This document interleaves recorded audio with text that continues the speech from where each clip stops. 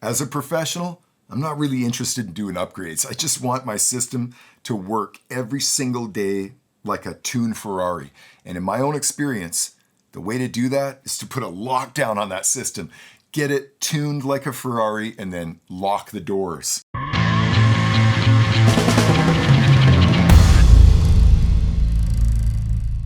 Well, am I ever excited about today's session? Totally inspired by a couple of looming expiration dates that I've got coming up. This weekend, both my Avid and Waves support and update plans are expiring. And so for today's session, I want to share as a working professional exactly how I like to deal with those support and update plans and software licensing in general. Now, most of us are well aware that the software developers have been making a major push towards the subscription model, where the end user doesn't actually own the software, where the developer is literally just renting them a license to use it for a specified period of time. Now, I've touched on this in past sessions. That kind of subscription plan might be exactly what you need as a musician.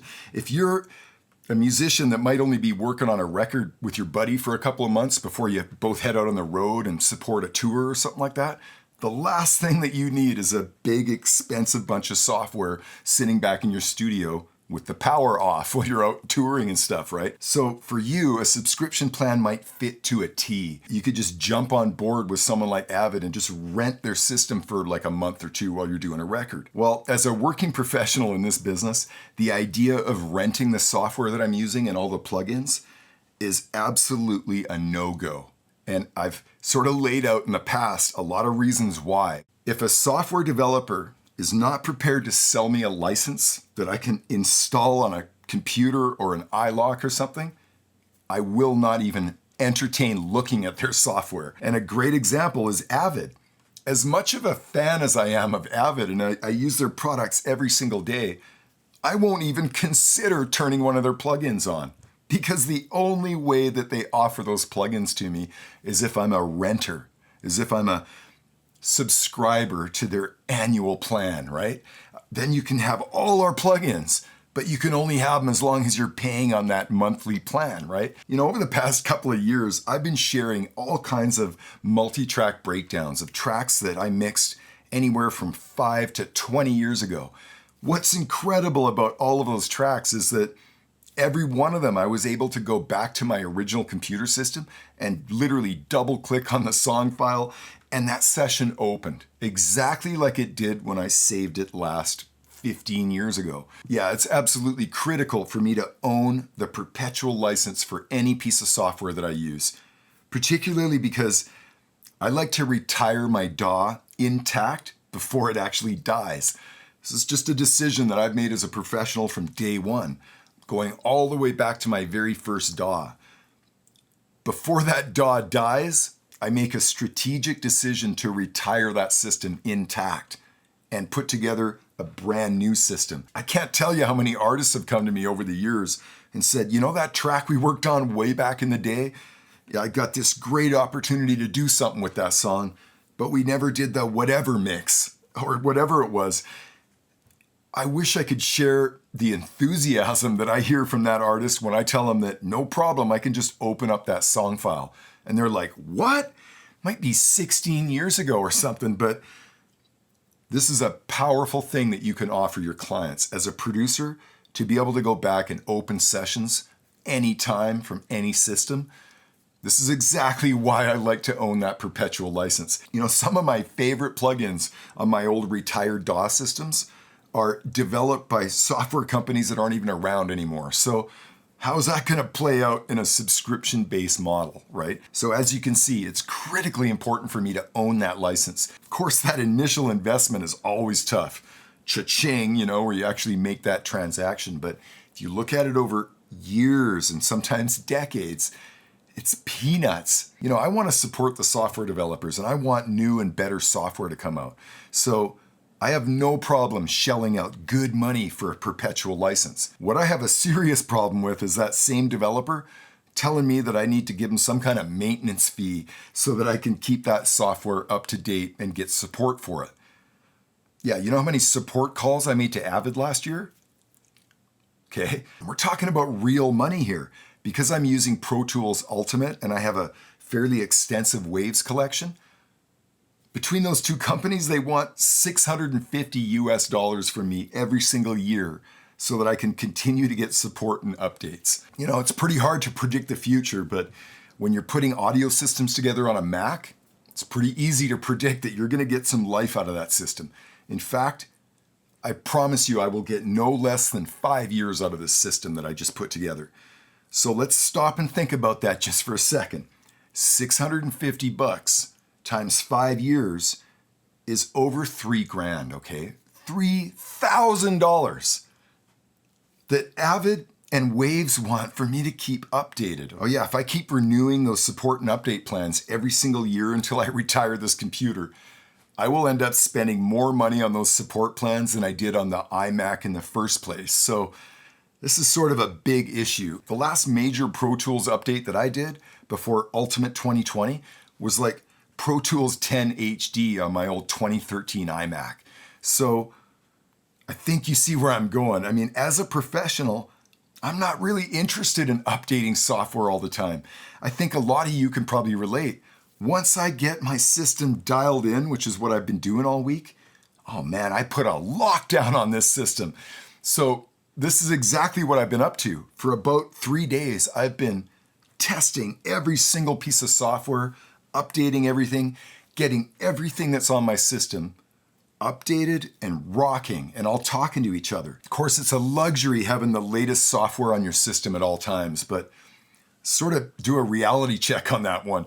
You know, Pro Tools Ultimate 2020 really doesn't look a lot different than Pro Tools 10 HD from 10 years earlier. Of course, there's all kinds of new functionality, most of which I don't even use. So this is sort of what I'm saying is like, do you need to have the very latest software? In my own experience, absolutely not. And in most cases, I don't want the latest software. The software that I want is the one that's been around for a while, that's been rocking and it's been thoroughly tested by everybody and it's sort of sorted all its issues out. Yeah, so I've made it pretty clear that I'm not a big fan of these support and upgrade plans. So what's my workaround? How do I deal with not having support or upgrades?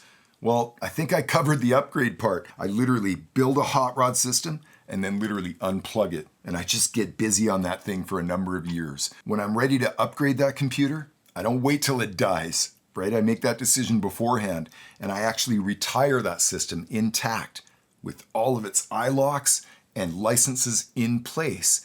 I don't want to mess with that. I want to be able to come back to that system and open up any track that I've worked on over the past 5 years.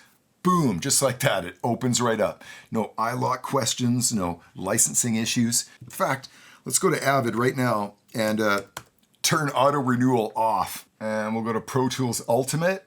And there it is, active. Your software updates and support plan renews on June 6th, 2021. Guess what? We're turning it off.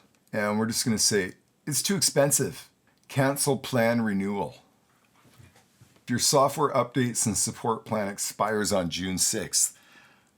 Thank you. Okay, I don't have to do anything on the Waves account. It's going to automatically expire. So as that expiry date approaches, I make sure that I book at least a couple of days in the studio to come in and just take quiet time and just make sure that every bit of software is fully updated and that it's all talking to one another. Now, one critical thing is if you're going to unplug from that support line, you have to be prepared to support yourself.